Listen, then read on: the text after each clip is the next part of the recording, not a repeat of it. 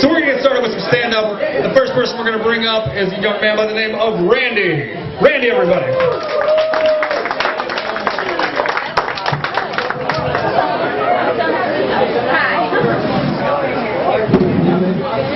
Oh, yes. Yes, thank you.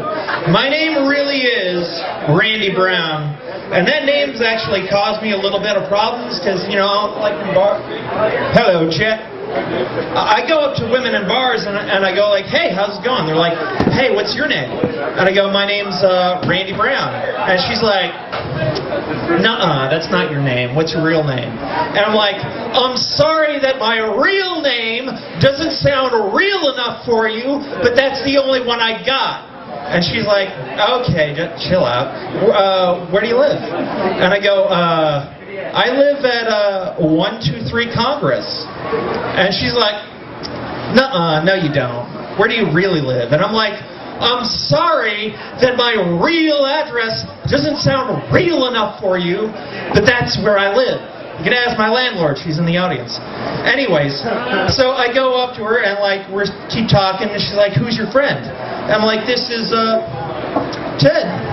And she's like, what's his last name? And I go, Bundy. And she's like, no it's not, what's his real name? And I'm like, no it's not, I don't even know his real name. So, you know, like I used to be a religious person, but I kind of like had to leave my church because they said I have a spirit of self-attention. I know, right? And, you know, like all these preachers and all these like pastors, they always got these like slick little snappy little sayings like, have a need, sow a seed. Don't let your past determine your future. Success is 1% inspiration, 99% perspiration. Sorry about that. So, you know, Pastor John's up on the like little pulpit and he's going on one of his rants and he's like, everything that I say is what God says. And if you don't like what I say, then you don't like what God says. And I'm like flipping through my Bible. I'm like, Genesis, Exodus. I'm sorry, Pastor John. Where exactly is spirit of self-attention in the Bible? Because I can't seem to find it. He didn't like that.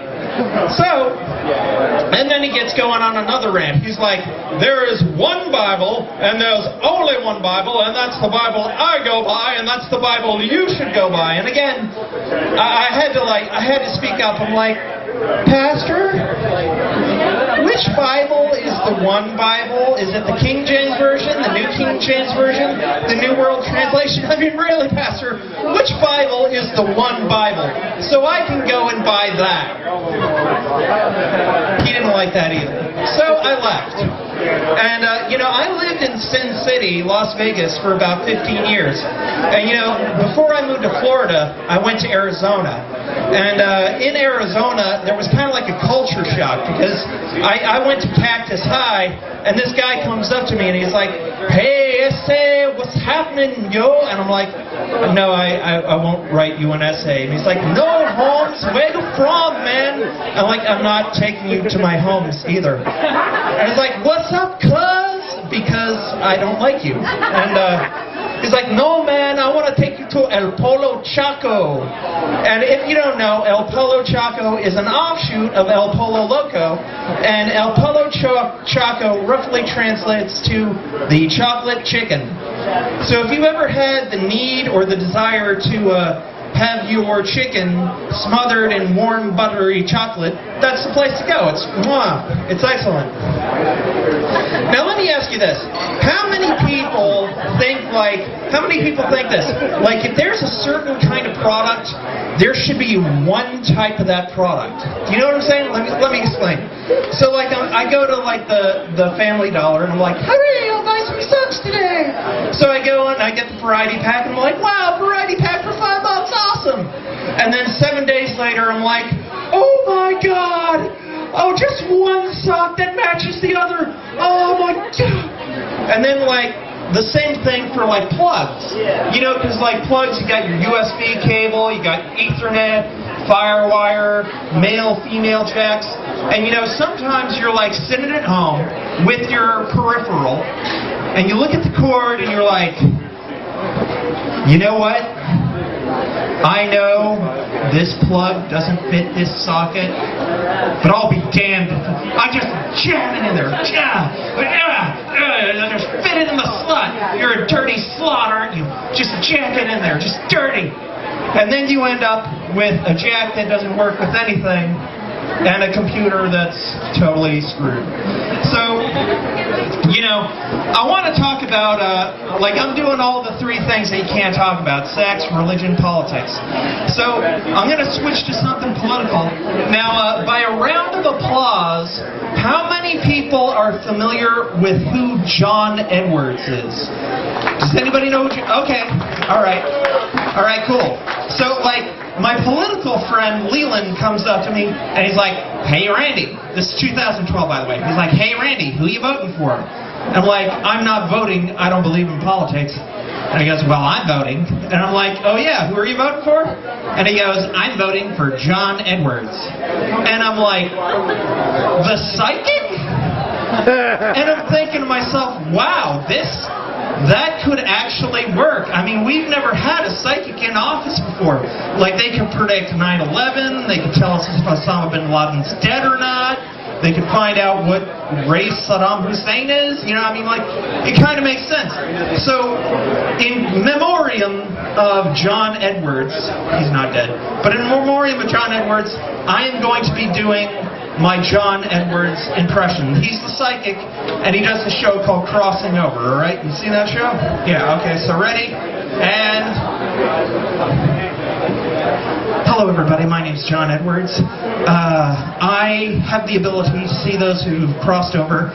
I am a clairvoyant, which means I can see people who have crossed over to the other side. I am a clairaudient, which means I can hear people who have crossed over to the other side.